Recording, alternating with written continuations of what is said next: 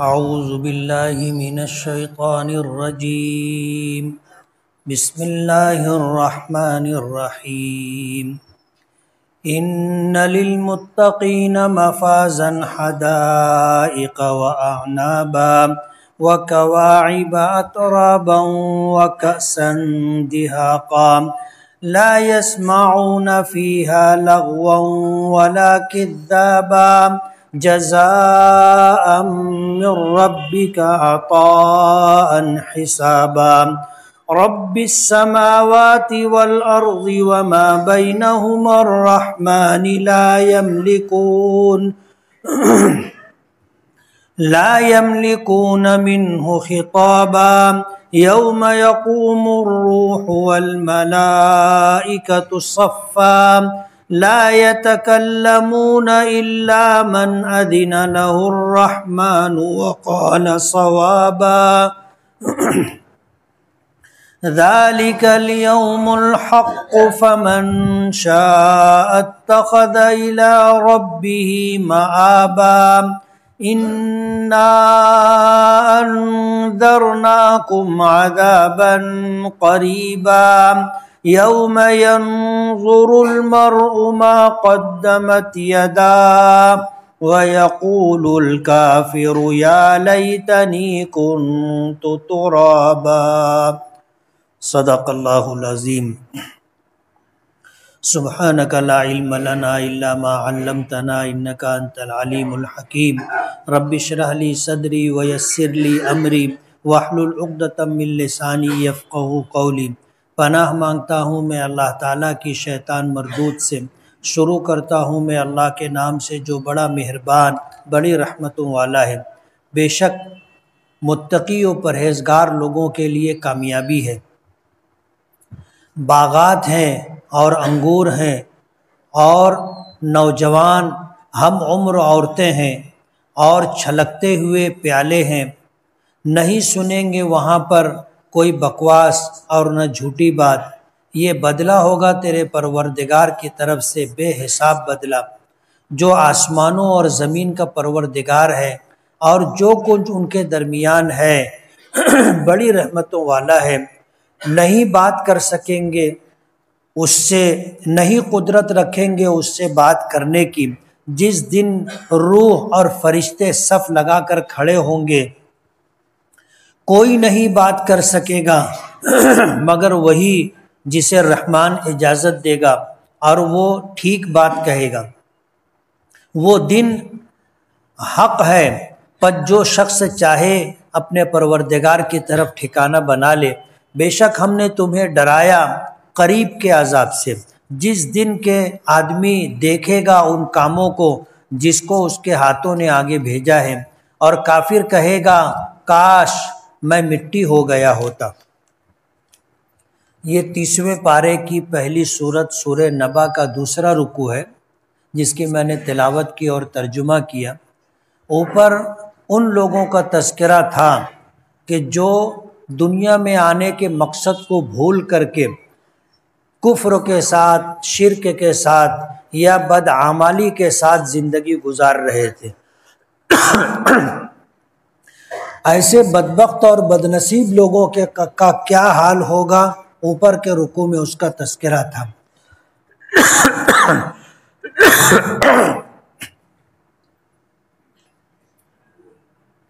اس کے بالمقابل اس دوسرے رکوع میں اللہ پاک نے سعادت مند اور خوش نصیب لوگوں کا تذکرہ کیا۔ اوپر جہنمیوں کا تذکرہ تھا، اس رکوع میں اللہ پاک نے جنتیوں کا تذکرہ کیا۔ یہ کیسے لوگ ہوں گے بتایا، ان للمتقین، متقی پرہیزگار اللہ سے ڈر کر زندگی گزارنے والوں کے لیے آخرت میں کامیابی ہوگی۔ مفازن، کامیابی ملنے کی جگہ، ظاہر بات ہے کامیابی کے بدلے میں جو چیز ملے گی وہ جنت ہوگی۔ تو متقی اور پرہیزگار لوگوں کے لیے ٹھکانہ جنت ہوگا۔ اب وہ جنت کیا ہے؟ فرمایا حدائق، باغات ہے۔ حدائق حدیقہ کی جمع ہے، حدیقہ باغ کو کہتے ہیں، حدائق باغات، و اعنابا اور باغات کے اندر پھلوں میں بہترین پھل انگور ہوں گے، ہر قسم کے پھل ہوں گے۔ انگور کا تو تذکرہ کیا، ورنہ جنت وہ جگہ ہے جہاں من چاہی زندگی ملے گی۔ دنیا میں آدمی رب چاہی زندگی گزار لے، یعنی میرا پروردگار جیسی زندگی گزروانا چاہتا ہے، آدمی اس دنیا میں ویسی زندگی گزار لے تو اللہ پاک اسے جنت میں من چاہی زندگی عطا کرے گا، کہ وہ جو چاہے گا جیسے چاہے گا اپنی زندگی گزارے گا۔ اللہ نے اسے آزادی دی ہے، اسی لیے علامہ اقبال نے کہا کہ تیرے آزاد بندوں کی نہ یہ دنیا نہ وہ دنیا، یہاں جینے کی پابندی، یہاں مرنے کی پابندی، وہاں جینے کی پابندی، یعنی ایک پابندی ہوگی، اگر جنتی مرنا چاہے گا تو مرے گا نہیں، باقی اس کے علاوہ اس کو ہر طرح کی آزادی ہوگی، ہمیشہ رہے گا، کبھی مرے گا نہیں، ہمیشہ رہے گا۔ اور ظاہر بات ہے کہ جو آدمی جنت میں ہو، نعمتوں میں ہو، راحتوں میں ہو، آرام کے ساتھ جی رہا ہو، وہ کیوں مرنا چاہے گا؟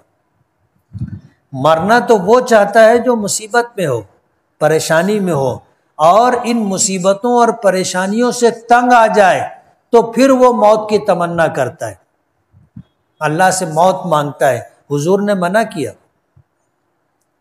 جس طرح خودکشی یعنی اپنی جان اپنے ہاتھوں سے لینے سے منع کیا، اسی طرح موت مانگنے سے بھی منع کیا ہے۔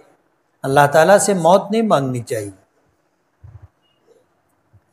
تو آدمی جب مصیبتوں سے پریشانیوں سے تنگ آ جاتا ہے تب مرنا چاہتا ہے، اور ظاہر بات ہے جنت میں تو جنت تو آرام کی جگہ ہے، جہاں مصیبتوں کا پریشانیوں کا کوئی گزر نہیں، وہاں آدمی کیوں مرنا چاہے گا؟ تو وہاں ہمیشہ کی زندگی ہوگی اور راحتوں کے ساتھ ہوگی، باغات میں ہوں گے، ہر قسم کی نعمتیں، ہر قسم کے پھل میسر ہوں گے، وَكَوَاعِبَ أَتْرَابًا، اور ہم عمر نوجوان لڑکیاں اللہ پاک عطا کرے گا۔ اپنی جو بیوی ہوگی وہ جنت میں ملنے والی حوروں کی سردار ہوگی، ملکہ ہوگی، اور اللہ تعالیٰ جنتی کو، ادنا سے ادنا جنتی کو حوروں کی گنتی کے اعتبار سے 70 حوریں عطا کرے گا کم سے کم۔ وَكَأْسًا دِهَاقًا، اور چھلکتے ہوئے جام ہوں گے۔ دنیا میں تو شراب پینا حرام ہے، اس لیے کہ یہ شراب ایسی ہے کہ عقل مغلوب ہو جاتی اور آدمی ہوش کھو دیتا ہے، اپنے پرائے کی اور بھلے برے کی تمیز ختم ہو جاتی۔ لیکن جنت کی شراب ایسی نہیں ہوگی، جنت کی شراب تو ایک سرور کا نام۔ اب وہ کیسا سرور ہوگا، جنت میں جائیں گے اور جنت کی شراب پیئیں گے تو پتہ چلے گا، آج لفظوں میں بیان نہیں کر سکتے۔ وَكَأْسًا دِهَاقًا، چھلکتے ہوئے جام ہوں گے۔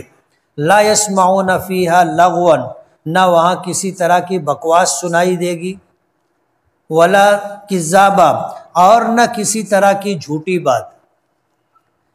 جزاء من ربک عطاء حسابا، اور یہ جنتیں اور جنتوں کی نعمتیں اللہ پاک کیوں دیں گے؟ یہ تیرے پروردگار کی طرف سے بے حساب بدلہ ہوگا اچھے اعمال کا جو دنیا میں انسان کرتا ہے۔ اور تیرا پروردگار آسمانوں کا، زمین کا، اور آسمان و زمین کے درمیان جو کچھ ہے سب کا پروردگار ہے، مالک ہے، بہت مہربان ہے۔ فرمایا لا یملکون منہ خطابا، اس دن جو میدان محشر میں آدمی حساب و کتاب کے لیے کھڑا ہوگا تو اس کو بات کرنے کی قدرت نہیں ہوگی۔ لا یملکون، قدرت نہیں ہوگی اللہ سے بات کرنے کی کسی کو۔ آج بھی دنیا میں بڑے لوگوں کے سامنے اچھوں کی ہمت نہیں ہوتی بات کرنے کی، بہت اپنے آپ کی ہمت جوڑتے بٹورتے ہیں، تب جا کر کے ہانپتے کانپتے بات کرتے۔ پروردگار کے سامنے کون بولے گا؟ لا یملکون منہ خطابا، کسی کو قدرت نہیں ہوگی اس سے بات کرنے کی۔ یوم یقوم الروح والملائکۃ صفا، اس دن روحیں اور فرشتے صف لگا کر کے کھڑے ہوں گے۔ میدان محشر میں 120 صفیں ہوں گی انسانوں کی، ساری روحیں اللہ کی بارگاہ میں صف لگا کر کے کھڑی ہوں گی۔ یوم یقوم الروح والملائکۃ صفا، فرشتے بھی صف لگا کر کے کھڑے ہوں گے۔ ہمارے یہاں تو کیا آدمی کیسے بھی کھڑا ہو جاتا ہے، وہاں سب پابند ہوں گے، ترتیب سے صف لگا کر کے کھڑے ہوں گے۔ حدیث پاک میں آتا ہے کہ انسانوں کی 120 صفیں ہوں گی، اور حضور پاک صلی اللہ علیہ وسلم فرماتے ہیں کہ 80 صفیں تو میری امت کی ہوگی، یعنی پوری دنیا میں جتنے انسان آئے اور آئیں گے قیامت تک، سب کی مجموعی تعداد کتنی ہوگی اللہ بہتر جانتا ہے، لیکن جو صف لگے گی وہ 120 صف ہوگی، اور 120 صفوں میں 80 صفیں تو نبی کریم صلی اللہ علیہ وسلم کی امتوں کی ہوگی۔ لا یتکلمون، اس دن کوئی نہیں بول سکے گا، الا مگر وہی من اذن لہ الرحمن، جس کو اللہ تعالیٰ بولنے کی اجازت دے گا۔ بڑے سے بڑا،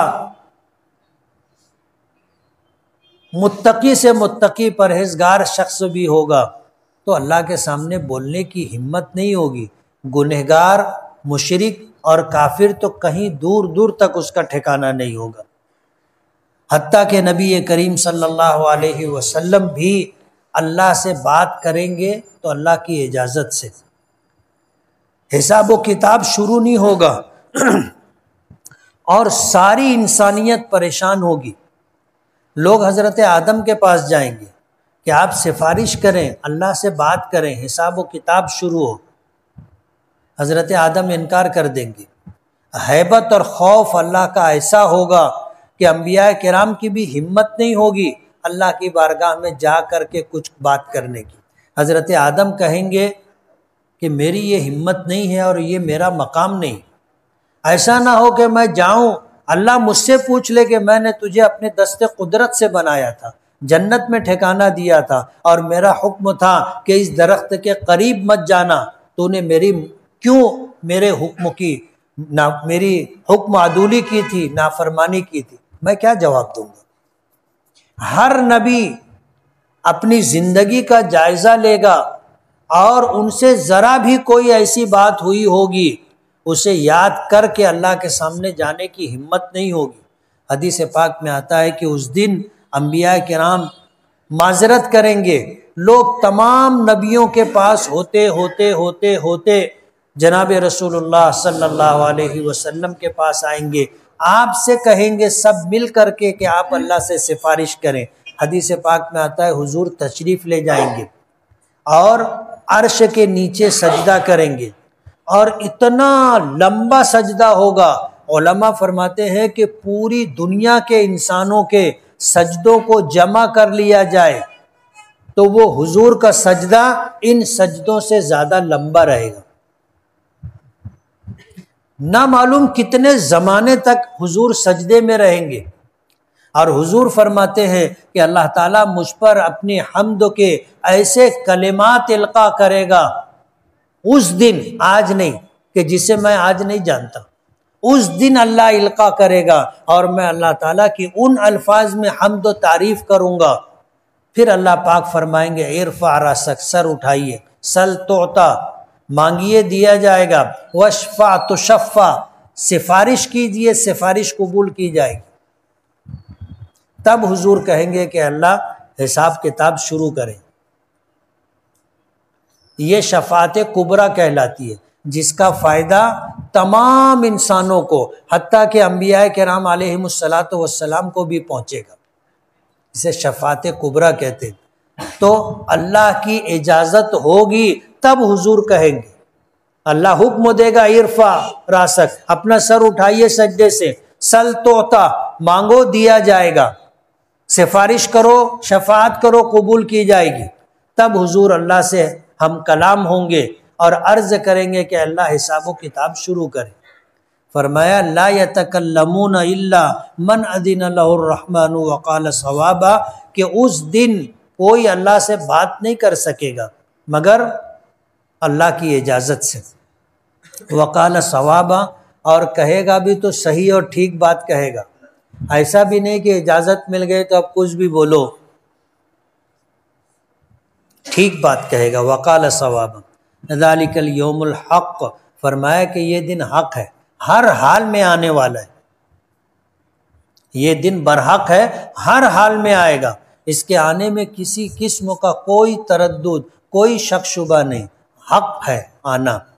فمن شاء اتخذ الی ربہ مآبا، انسانوں کو سوچ لینا چاہیے کہ جب وہ دن آنا ہے اور ان حالات سے ہم کو گزرنا ہے تو ہمیں پس جو چاہے اپنے پروردگار کے پاس ٹھکانہ بنا لے۔ ظاہر بات ہے ٹھکانہ کس کو دیا جاتا ہے؟ جس کا اکرام کیا جاتا ہے۔ حضور نے فرمایا نا کہ من آمن باللہ والیوم الآخر فلیکرم ضیفہ، جو آدمی اللہ پر اور آخرت کے دن پر ایمان رکھتا ہو وہ اپنے مہمان کی عزت کرے، اکرام کرے۔ مہمان کے لیے کیا ہے؟ ٹھکانہ دینا، مہمان کو کھانا کھلانا۔ تو جو شخص چاہے اپنے پروردگار کے پاس ٹھکانہ بنا لے، اور یہ وہی شخص ہوگا جس کو اللہ نے ایمان کی دولت دی، اعمال کا سرمایہ دیا، اور اخلاص کی بنیاد پر اللہ کو راضی کر کے یہ شخص دنیا سے گیا، اللہ اس کو بہترین ٹھکانہ دے گا۔ اب تم میں سے جو شخص چاہے اپنے پروردگار کے پاس ٹھکانہ بنا لے۔ انا انذرناکم عذابا قریبا، بے شک میں نے تمہیں قریب آنے والے عذاب سے ڈرا دیا۔ کل قیامت کے دن کوئی نہیں کہہ سکے گا کہ ہمیں معلوم نہیں تھا۔ انبیاء کرام علیہم الصلاۃ والسلام کی ایک بڑی تعداد ہے، سب نے آ کر کے نیک عمل کرنے والوں کو خوشخبری دی اور اللہ کی نافرمانی کرنے والوں کو ڈرایا اللہ کے عذاب سے اور جہنم سے۔ یوم ینظر المرء ما قدمت یداہ، وہ دن ہوگا جس دن آدمی اپنے اعمال کو اپنے سامنے دیکھے گا۔ یوم ینظر المرء، اس دن آدمی دیکھے گا ما قدمت یداہ، اس کے ہاتھوں نے کن چیزوں کو آگے بھیجا ہے، یعنی اس کے زندگی بھر کے اعمال سامنے ہوں گے، وہ دیکھے گا۔ نیکیاں بھی دکھائی دیں گی، گناہ بھی دکھائی دیں گے، اپنا بھی اور دوسروں کا بھی۔ آج ہم گناہ کرتے ہیں کسی کو معلوم نہیں ہے، آج کسی کو نہیں معلوم۔ کتنے گناہ ایسے ہوتے ہیں جو ہم کرتے کسی کو نہیں معلوم۔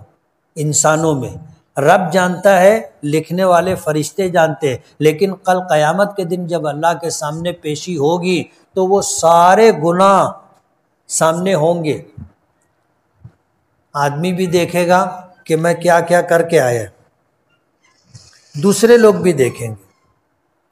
یوم ینظر المرء ما قدمت یداہ، جس دن کے آدمی ان کاموں کو، اعمال کو دیکھے گا جو اس کے ہاتھوں نے آگے بھیجا ہے۔ وَيَقُولُ الْكَافِرُ، اور کافر اس دن کہے گا یا لیتنی کنت ترابا، کاش میں مٹی ہوتا، انسان نہیں ہوتا۔ آج یہاں میدان محشر میں حساب و کتاب کے لیے میری پیشی نہیں ہوتی اور مجھے عذاب سے دوچار نہیں ہونا پڑتا۔ مفسرین لکھتے ہیں کہ ہر کافر یہ بات کہے گا یا لیتنی کنت ترابا، کاش کہ میں مٹی ہوتا۔ اور کہے گا، کیوں کہے گا؟ یہ دیکھے گا کہ اللہ پاک انسانوں کے علاوہ جتنی مخلوقات ہوں گی، جنات و شیاطین اور انسانوں کے علاوہ جتنی مخلوقات ہوگی، ان کے درمیان حساب و کتاب کر کے فیصلہ کرے گا اور پھر ان کو مٹی بنا دے گا۔ حلال جانوروں کی مٹی جنت میں ڈال دی جائے گی، حرام جانوروں کی مٹی جہنم میں ڈال دی جائے گی۔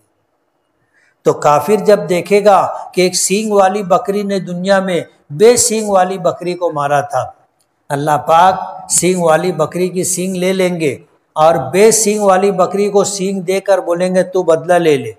جب وہ بکری بدلہ لے لے گی تو دونوں کو مٹی بنا دے گی۔ کافر دیکھے گا تو یہ تو سستے چھوٹ گئے، بس دنیا میں جو ہوا تھا اس کا حساب و کتاب ہو گیا، بدلہ دلا دیا اور ان کو مٹی بنا دیا۔ تو کافر بھی سوچے گا کاش میں بھی انسان نہیں ہوتا، جانور ہوتا۔ انسان مکلف ہے اپنے اعمال کا، جانور مکلف نہیں ہے۔ کل قیامت کے دن ان کی پیشی ہوگی اور اس کے بعد اللہ پاک حساب و کتاب کے بعد ان کو مٹی بنا دیں گے، اور کافر جب اس چیز کو دیکھے گا تو وہ کہے گا یا لیتنی کنت ترابا، کاش کہ میں بھی مٹی ہو جاتا، جہنم میں نہیں جانا پڑتا اور اللہ کے عذاب سے دوچار نہیں ہونا پڑتا۔ اللہ پاک فرماتے ہیں وَيَقُولُ الْكَافِرُ، اور کافر کہے گا یا لیتنی کنت ترابا، کاش کہ میں مٹی ہو جاتا۔ دعا کر لیں۔